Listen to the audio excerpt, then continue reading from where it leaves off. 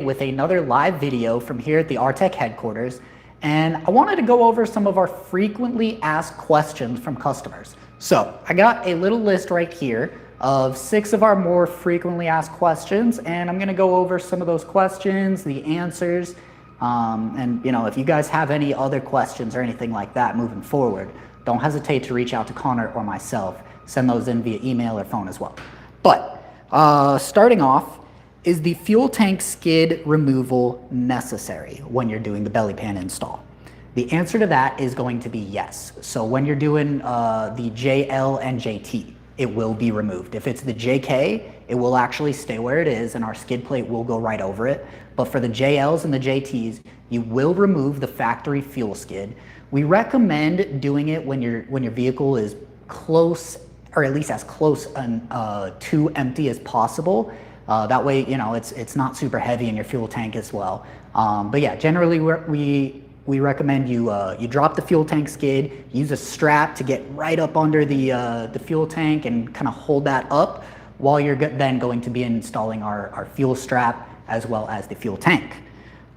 So next question, also with the belly pans, why do you guys not use UHMW? On a lot of competitors' aluminum skid plates, you will see them using UHMW for that extra protection. Those competitors are generally using 5052 aluminum as well. With our skid plates, we're actually using a T6 6061 aluminum. So that's going to be a heat-treated 6061 aluminum. So it's a hardened material where it's actually got a similar tensile strength to steel, but it's still got all the, kind of durability, lack of rust, that kind of flex that you're known to love with the aluminum. So it's kind of the best of both worlds there. But the nice thing about that T6 6061 is because it's hardened, it won't gouge out the way you'll see 5052 gouge out, and it will slide. So you don't need the UHMW, which is why we don't offer it, because, what's the point of putting a skid plate on our skid plate? So the next question, number 3, should I do C-gussets with my truss? This is something that I'm always going to recommend. When you're installing your truss, the big goal there is to strengthen and reinforce your axle. So one of the notoriously weak points on the Jeep housings, whether it's XJs, TJs, JKs, JL, JT, they're Cs. It's a notoriously weak spot. We see them bend, we see them twist, all this stuff. And so we offer our C gussets. That way you can weld those on over and beef up and protect those Cs. So if you're already going to be welding onto the axle housing anyways whilst installing the truss, it's a great time to just pop out those ball joints and weld on the C gussets as well. So for our 4th question here, we got, aside from the Artec 1-ton swap kits, what else do I need to swap my Jeep? So what we recommend is you are going to need, at the very least, a mid-arm kit, because you are going to want something with a little bit longer arm, something that's going to flex a little bit better. We also, the big thing is with the lower control arm brackets, they're sitting out slightly wider than they would in the factory location. So you will need some sort of flex or cartridge joint. That way you've got that misalignment on those lower control arms to accommodate for that wider location. One of the other things you're going to be needing is, of course, steering. So we sell a couple different steering kits, whether it be for weld-on high steer arms and DIY steering. We've got a couple Reed specific kits as well. But that is something that you are going to need to swap out. Unfortunately, your OEM steering is not going to work. So you will need to grab one of those steering kits, and that'll take care of you for tie rod, drag link, or of course, if you are going full hydro, we do make full hydro mounts and tie rod end kits as well to accommodate you.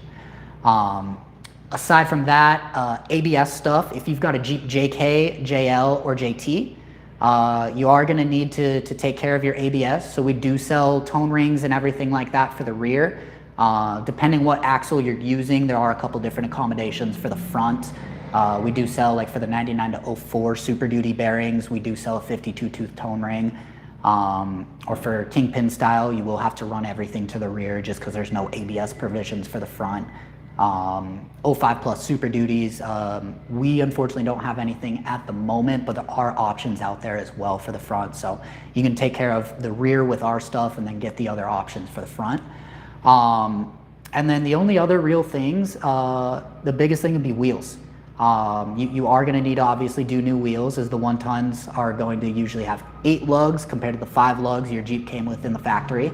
So you will need to swap those out. And then with the bigger axles, wheels, tires, everything like that, we will see a lot of people needing to upgrade their braking systems as well with like a brake booster or something along those lines. So when it comes to your 1-ton swap, that's more or less going to be the kind of rest of what you'll need in addition to our 1-ton swap kits. And if you got any other questions about what you're going to need for your specific vehicle, don't hesitate to call us, and we can give you, whether it's Connor or myself or Tom in the technical department, we can give you kind of the best advice for what your specific build and application is going to be. So for the last question, are your trusses and axle brackets bolt-on? So although we do have a few bolt-on brackets like our LCA and shock brackets for the rear of the JLs or like the front cab skids, a majority of our brackets are going to be weld-on. So, you know, whether that entails you grinding down the housing to clean it up, cutting off brackets prior to then weld in the new ones in their new location, it is going to take some work with the, you know, with angle grinders, with the welder and all that. So if you are not feeling comfortable with your welding or, you know, just can't weld at all, we do recommend you take it to a qualified shop and a capable shop to do that work for you. If you don't know of any shops in your area or don't have, you know, anybody that you may know personally that could do the install for you, we do have our dealer map on our website that you can go check out. There's going to be tons of options all over the country. So you can see, you know, all the different Artec authorized dealers and different shops that are capable and qualified to install your parts, get those things welded on, everything like that. So if you go check that out, you will be able to see who's kind of closest to you. You should be able to get their contact information, address, all that as well. So feel free to check that out. That'll be on artecindustries.com. That's pretty much all I got for you guys today as far as our frequently asked questions. We are going to be coming back with some more here in the next coming weeks as well. So again, if you've got any questions, anything like that, feel free to send them our way. Also, feel free to call in, ask us questions, email, anything like that, because like I said, we're here for you. We're here to support you and help you get your build to where it's supposed to be. So aside from that, I hope you have a great rest of your day, and we'll see you next week.